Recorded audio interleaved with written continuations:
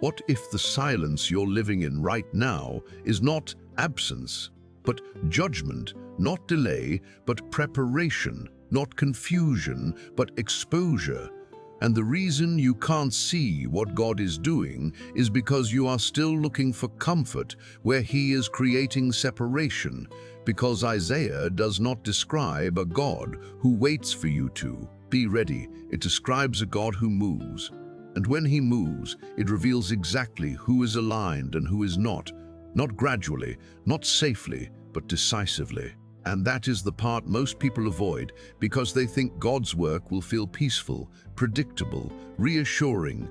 But Isaiah opens with something completely different.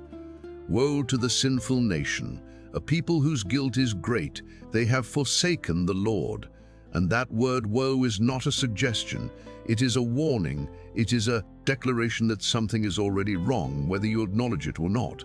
And if you ignore that, you will misunderstand everything that follows. Because the first teaching is this: God does not begin with comfort. He begins with exposure. He reveals what is broken before He restores what is right. And that means what you are experiencing right now may not be random. It may be the uncovering of what you have been carrying for years without confronting it. Patterns, compromises, misalignment that felt normal until they were brought into the light. And once they are exposed, you cannot go back to not seeing them. And that is where the tension begins, because exposure demands response. Not later, not when it feels easier now. And most people resist that moment. They delay, they explain, they justify. And every time they do that, they push themselves further away from what God is actually doing. Because Isaiah makes it clear, why should you be beaten anymore? Why do you persist in rebellion? That is not punishment without reason. It is consequence repeated because correction was ignored, and this is where the second teaching becomes unavoidable. God does not adjust His truth to your comfort. He confronts your comfort to bring you back to truth.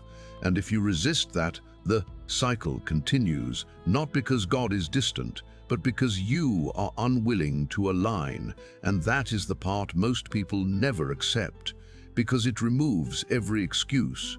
It removes delay. It forces you to see that what is happening is not just external. It is connected to what you have allowed internally, and until that changes, nothing else will. Because God is not just working around you. He is working through what you are refusing to confront. And if that remains untouched, you will keep asking why nothing changes while everything around you continues to reveal exactly what needs to. You keep waiting for God to make your life easier, clearer, more stable. But Isaiah shows something most people resist. God often removes stability before He restores direction, because as long as you are comfortable in what is misaligned, you will never move out of it. And that is why disruption is not always the enemy. It is often the beginning of correction. And if you misread that moment, you will fight the very thing that was meant to reposition you. Because the second teaching is this: God breaks what you trust before He rebuilds what is true. And Isaiah makes this unavoidable. See, the Lord Almighty, is about to take from Jerusalem and Judah both supply and support, the mighty man and the warrior, the judge and the prophet.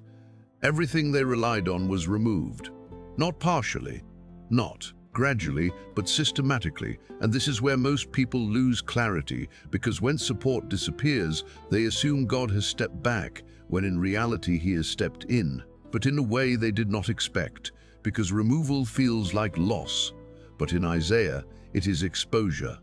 It reveals what you were leaning on instead of Him, and that is where the danger lies.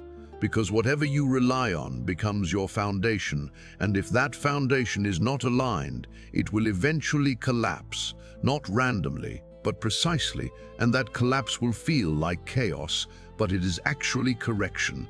And this is where the third teaching cuts deeper than most people are willing to accept. God will allow instability to reveal false security, and if you ignore that, you will try to rebuild the same structure that just failed. You will replace what was taken instead of asking why it was removed, and that is how cycles repeat. not because God is not moving, but because you keep restoring what he is, dismantling, and Isaiah confronts this directly. The Lord will enter into judgment against the elders and leaders of his people. It is you who have ruined my vineyard. This is accountability, not abstract, not general, direct, because what was allowed became the reason for what followed, and that is the part most people avoid, because it requires them to stop blaming circumstances and start examining what they have been maintaining. And once you see that, everything shifts, because now you are not asking how to get back what was lost. You are asking whether what was lost was ever meant to stay, and that question changes your direction completely, because it forces you to align with what God is building instead of trying to preserve what he has already decided to remove. And if you resist that, you will stay in a cycle of rebuilding and losing, until you finally understand that what God is doing is not destruction, it is separation. Separating what is temporary from what is lasting, what is false from what is true, and until you accept that, nothing will stabilize, because you will keep holding on to what cannot hold you. You keep thinking repentance is something emotional, something you feel when you're confronted, something you express in a moment and then move on from. But Isaiah destroys that illusion completely, because in Isaiah, repentance is not emotion, it is reversal. It is a change, so concrete that it interrupts what you have been repeating. And if that interruption does not happen, nothing has actually changed, no matter how intense the moment felt. And this is where the third teaching becomes unavoidable. God does not respond to what you say. He responds to what you stop doing. And Isaiah makes this impossible to ignore. Wash and make yourselves clean. Take your evil deeds out of my sight. Stop doing wrong. Learn to do right. Seek justice. That is not symbolic, that is instruction. Stop, then replace, not feel, not promise, act. And most people never cross that line. They feel conviction, but they do not change direction. They acknowledge, but they do not interrupt the pattern, and because of that, they stay in the same cycle while believing they are moving forward. And that is why Isaiah adds something that sounds comforting but is actually conditional. Though your sins are like scarlet, they shall be as white as snow. But that promise does not stand alone. It is tied to what comes next. If you are willing and obedient, you will eat the good things of the land. But if you resist and rebel, you will be devoured by the sword. That is not metaphor. That is not metaphor. That is outcome. Two paths, two results, and nothing in between. And this is where most people try to stay, in between, partially aligned, partially resistant, hoping for the result of obedience without the cost of it. And that is where everything breaks down. Because God does not operate in partial alignment. He operates in direction. You are either moving toward what he has said or away from it. And your movement determines your outcome, whether you acknowledge it or not. And this is where the fourth teaching becomes clear. Hesitation after clarity is rebellion, not confusion, because once you know, delay is a choice, not a lack of understanding. And that choice carries consequences even if you try to justify it. And that is why cycles repeat, not because you don't know what to do, but because you keep negotiating with what you already know. You delay, you soften, you adjust, and every time you do that, you reinforce the pattern that keeps you where you are. And Isaiah does not allow that to remain hidden. It brings it into the open and forces you to confront it. Because until you stop what is wrong, nothing that is right will hold. And if that feels too direct, that is exactly the point. Because transformation is not built on comfort, it is built on decisions that interrupt what has been repeated for too long. And without that interruption, nothing changes, no matter how much you understand. You keep assuming that God's presence guarantees protection no matter how you live. But Isaiah cuts through that assumption with something most people refuse to accept. Proximity without alignment does not protect you, and in many cases it exposes you faster, because the closer you are to truth while resisting it, the greater the contradiction becomes, and that contradiction always produces consequence, not because God is inconsistent, but because you are. And that is the fourth teaching. God does not protect what you refuse to align with, and Isaiah makes this painfully clear. The Lord has rejected your festivals. I hate your assemblies, even when you offer many prayers. I am not listening. That is not absence. That is refusal, and it destroys the illusion that activity equals alignment, because you can be doing the right things outwardly while remaining unchanged inwardly. And that disconnect is what Isaiah confronts directly, because God is not responding to performance. He is responding to reality, and if the reality is not changed, the response does not change, no matter how much effort you put into maintaining appearances. And this is where most people get trapped, because they confuse movement with transformation. They increase activity instead of correcting direction. They pray more, try more, do more, but they do not address what God has already exposed, and because of that, nothing shifts. And then they begin to question God instead of examining themselves, and that is where the cycle deepens, because it allows them to stay misaligned while feeling justified in their frustration. But Isaiah removes that completely. It shows you that what you are experiencing is not random. It is consistent with what you are maintaining. And until that changes, the outcome will not.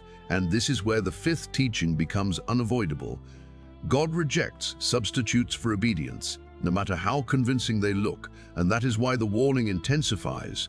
Because once you see clearly and still refuse to align, the consequence is not just delay, it is escalation. Because now you are not unaware, you are choosing, and that choice carries weight, not symbolic, but real, because it affects your direction, your clarity, your ability to move forward, and over time, that misalignment compounds. It becomes harder to correct, harder to reverse, because the longer you stay in it, the more it becomes your normal. And once something becomes normal, it no longer feels wrong, it feels justified.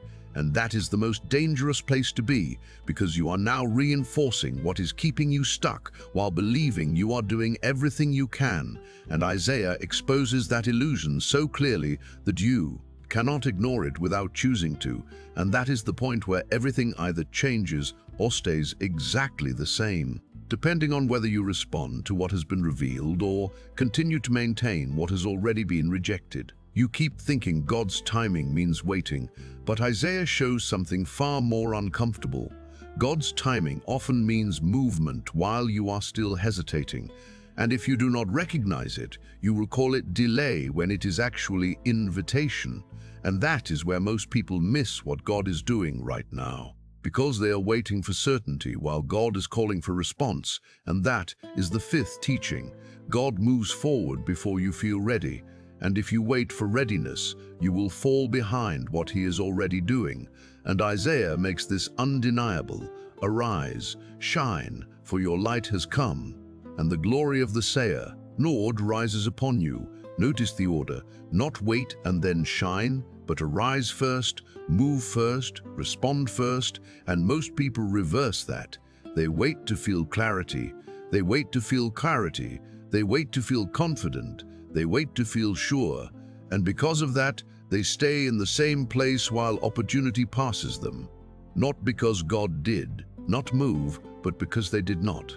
And this is where the sixth teaching cuts deeper than most expect. Hesitation can cost you what was meant for you, not because it was taken away, but because it was not received. And Isaiah reinforces this pattern repeatedly, because every time God called, the response determined the outcome, not the intention, not the understanding, but the action. And this is where you have to confront something most people avoid.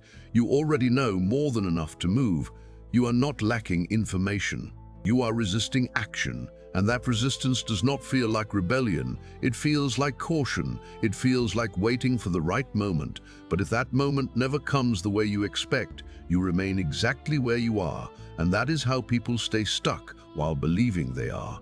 And why, when in reality, they are delaying what God has already made clear. And Isaiah does not allow that to remain hidden. It forces you to see that the window is not always open indefinitely, that opportunities tied to alignment are not guaranteed to repeat in the same way, And if you miss them, you do not stay neutral, you fall behind, and catching up becomes harder because the moment required a response you did not give. And that is the part most people never calculate, the cost of hesitation, not in what they lose immediately, but in what they never step into at all. And once that moment passes, they are left trying to recreate something that was already offered, already available but not received. And that is why this is not about waiting for God. It is about recognizing where He is, already moving, and aligning with it before the opportunity closes. You keep asking God to change your situation, but Isaiah shows something far more unsettling. God often changes people by placing them inside the very situation they are trying to escape, because pressure is not always the problem, it is the process. And if you resist it, you delay what it was meant to produce. And that is the sixth teaching. God uses pressure to transform what comfort never could, and Isaiah makes this unavoidable. I will turn my hand against you. I will thoroughly purge away your dross and remove all your impurities. That is not gentle, that is refining. And refining is not comfortable. It is exposure under heat. It is the removal of what does not belong, and most people pray for change while resisting the very process that creates it, because they want the result without the pressure, the transformation without the refining, and that contradiction is what keeps them stuck, because without the process, the outcome cannot exist. And this is where the seventh teaching becomes clear. Resistance to pressure prolongs the cycle, because every time you avoid what is meant to refine you, you remain in the same state, and that state will eventually require the same pressure again, not because God is repeating Himself, but because you did not allow the process to complete. And Isaiah shows this pattern repeatedly, because every time correction came, the response determined whether it ended or continued. And that is what you are experiencing right now, not random difficulty, but a process that will either produce change or repeat itself, depending on your response. And if you continue to resist, to avoid, to look for ways out instead of looking for what is being exposed, you will stay in it longer than necessary, not because it was designed that way, but because your response extended it. And that is where most people misinterpret what is happening. They think God is delaying them, when in reality they are delaying the process by refusing to align with what is being revealed. And this is where the warning becomes sharper, because the longer you resist, the harder it becomes to recognize what is actually happening. You begin to normalize the pressure. You begin to justify your response. You begin to accept what was meant to change. And once that happens, the cycle deepens, because now you are not just resisting, you are reinforcing the very state you were meant to leave behind. And that is how people stay in the same patterns for years while asking for something new, because they are not allowing the process to produce what it was designed to produce. And until that changes, nothing else will, because the pressure is not the enemy, the refusal to be changed by it is. You keep assuming that once God restores something, it will stay that way automatically, that once the shift happens, the new level will hold without requiring anything further from you. But Isaiah exposes something far more demanding. Restoration is not the end of responsibility. It is the beginning of it. And if you do not understand that, you will lose what was given as quickly as it came, because you were not prepared to maintain it. And that is the seventh teaching. God restores what is aligned, but He does not sustain what you refuse to maintain. And Isaiah makes this explicit. I will restore your leaders as in days of old. Afterward you will be called the city of righteousness. But notice what that restoration is tied to. Righteousness, alignment, not momentary change, but sustained direction. And this is where most people fail. They experience change, they step into something new, but they do not build the structure to hold it. They relax, they assume, they drift, and over time what was restored begins to weaken again, not because God removed it, but because they did not maintain the alignment that sustained it. And this is why cycles repeat even after breakthroughs, because the internal structure has not changed enough to support the new level, and Isaiah does not soften this, it warns directly. But rebels and sinners will both be broken, and those who forsake the Lord will perish. That is not about initial failure. It is about returning to misalignment after seeing clearly, and that is where the consequence becomes more severe. Because now you are not unaware. You are choosing to step out of what you already know is right, and that choice carries weight because it determines whether what was restored will remain or collapse again. And this is where the eighth teaching becomes unavoidable. Maintaining alignment is harder than reaching it because it requires consistency without constant pressure. It requires discipline when there is no immediate consequence forcing you to act, and that is where most people drift, not in crisis, but in stability, because stability feels safe. It feels like the work is done, and that assumption is what reopens the door to the same patterns that existed before. And once those patterns return, the system begins to shift back, slowly at first, almost unnoticeably, until the outcome reflects it again. And that is why this is not about moments. It is about patterns, not about what you do once, but what you repeat consistently. And if that repetition is not aligned, nothing will hold, no matter how strong the initial change felt. And that is the part most people never accept, because it requires ongoing responsibility, not just initial response. And without that, everything remains temporary, no matter how powerful it seemed at the time. You keep thinking there will be another moment like this, another chance to adjust, another opportunity to align when it feels easier.